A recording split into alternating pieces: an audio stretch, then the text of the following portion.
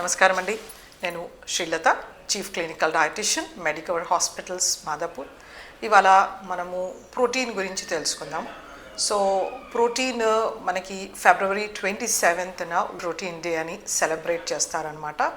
So మనకి యావరేజ్గా మన శరీరం పనితనం బాగా ఉండాలి అంటే మనకి carbohydrate, protein, fat, vitamins, minerals, antioxidants, fibre, తర్వాత వాటర్, ఇవి చాలా ఇంపార్టెంట్. వీటిలో ముఖ్యంగా ప్రోటీన్ అనేది మనకి బాడీలో ఎన్నో యాక్టివిటీస్కి చాలా ఇంపార్టెంట్. మన టిష్యూ వేర్ అండ్ టేర్ కానీ, మన ఆర్గన్ ఫంక్షన్స్కి కానీ, మన బ్లడ్ రక్తంలో ఉండే ప్రోటీన్స్ ఏవైతే ఉంటాయో అది కూడా మనకి ప్రోటీన్ అన్నమాట. మన మసిల్ కాంట్రాక్షన్కి మనకి యాక్టిన్, మయోసిన్, అది కూడా ప్రోటీన్ బేస్. మన హార్మోన్స్ కూడా ప్రోటీన్ బేస్. అలా మన మెటబాలిక్ యాక్టివిటీస్ ఎన్ని ఉన్నాయో వాటికి మనకి ప్రోటీన్ అనేది చాలా ఇంపార్టెంట్. కామన్ మ్యాన్ లాంగ్వేజ్లో చెప్పాలంటే మన తల వెంట్రుక నుండి కాలు గోటి వరకు మనకి ప్రోటీన్ అనేది చాలా ఇంపార్టెంట్. సో ఈ ప్రోటీన్ని మన భారతీయులు ఎంత మోతాదులో తీసుకుంటున్నారు అనేది చాలా ఇంపార్టెంట్ విషయం. సో ప్రపంచం అంతా చూస్తే కనుక ప్రోటీన్ కన్జంప్షన్ అనేది బాగుంటుంది. అట్లీస్ట్ 60 to 80% ఉంటుంది. భారతీయుల్లో 30% కన్నా తక్కువగా ఉంటుందన్నమాట. మనకి గ్రోత్ స్టేజ్లో పిల్లల్లో, చిన్నపిల్లలు ఎదిగేటప్పుడు సరైన ప్రోటీన్ అనేది ఎంతో అవసరం అన్నమాట. వాళ్ళ ఫ్యూచర్లో వాళ్ళ హైట్ కానీ, వాళ్ళ బాడీ వెయిట్ కానీ, తర్వాత రకరకాల బాడీ ఫంక్షన్స్కి మన ప్రోటీన్ అనేది ఇంపార్టెంట్. సో మనకి చాలా తక్కువ ప్రోటీన్స్ ఆహారంలో తీసుకోవడం జరుగుతుంది, ముఖ్యంగా భారతీయుల్లో. సో ప్రోటీన్ అంటే అందరికీ కోడిగుడ్డు గుర్తుకొస్తుంది. సో కోడిగుడ్డు ఎందుకు చాలా ఇంపార్టెంట్ అని చెప్పాలంటే మనకి అదొక 5 రూపీస్లో ఈజీగా లభిస్తుంది అనమాట. ప్రతి ఒక్క ఎకనామికల్ బ్యాక్గ్రౌండ్ వాళ్ళు తీసుకోవచ్చు. సో ఈ కోడిగుడ్డులో మనము చాలా ఎక్కువ మోతాదులో న్యూట్రియంట్స్ ఉంటాయన్నమాట. అప్రాక్సిమేట్లీ ఒక 28 vitamins, minerals and essential fatty acids లభిస్తాయి అన్నమాట ఆల్ టుగెదర్.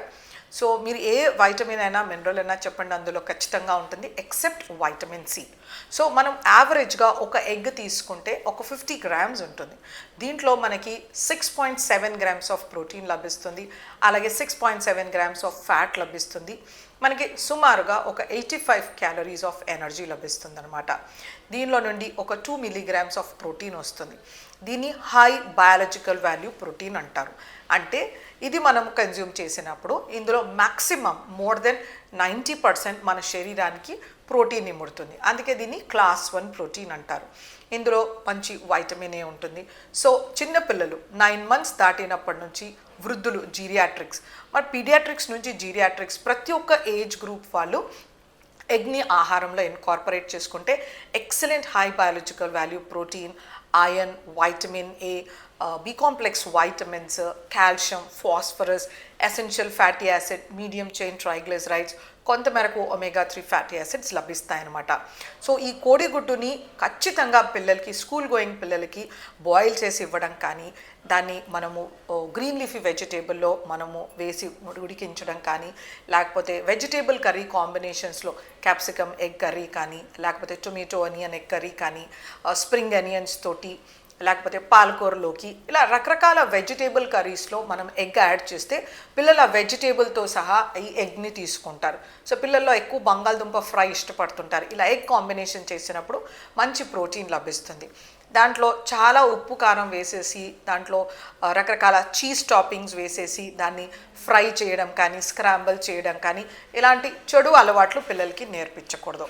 సాధారణంగా దాన్ని బాయిల్ చేయడం కానీ, ఎగ్ కర్రీ చేయడం కానీ, లేకపోతే ఎగ్ పౌచ్ చేయడం కానీ, ఇలా సింపుల్ రెసిపీస్ ట్రెడిషనల్గా వాడుకుంటే మనకి ఎగ్లో ఉండే బెనిఫిట్స్ అనేవి లభిస్తాయన్నమాట. సో మనకి చిన్నపిల్లలు, పీడియాట్రిక్స్ నుంచి ఎదిగే పిల్లలు, తర్వాత స్కూల్ గోయింగ్ అడల్ట్స్ అండ్ ఫీమేల్స్కి, ప్రెగ్నెంట్ లేడీస్కి, లాక్టేషన్ మదర్స్కి, తర్వాత ఎల్డర్లీ ఫీమేల్స్కి, తర్వాత జీరియాట్రిక్స్కి, ప్రతి ఒక్క ఏజ్ గ్రూప్లో ఎగ్ అనేది ఒక ఎక్సలెంట్ సోర్స్ ఆఫ్ ప్రోటీన్ అని చెప్పచ్చు. అలాగే పాల ఉత్పత్తులు, ఇవి కూడా మన శరీర శ్రమ ఏదో ఉంటుందో, మన సెడెంటరీ లైఫ్ స్టైలా, హార్డ్ వర్కింగ్గా, మన బాడీ బిఎంఐ ఎంత ఉందో దాన్ని బట్టి మనం పాల ఉత్పత్తులు ఎంచుకోవచ్చు. సుమారుగా 300 నుంచి 350 ml టీ, కాఫీ, పెరుగు, మజ్జిగ, రైతా రూపంలో మనం పాలు తీసుకుంటే మంచి ప్రోటీన్ లభిస్తుంది.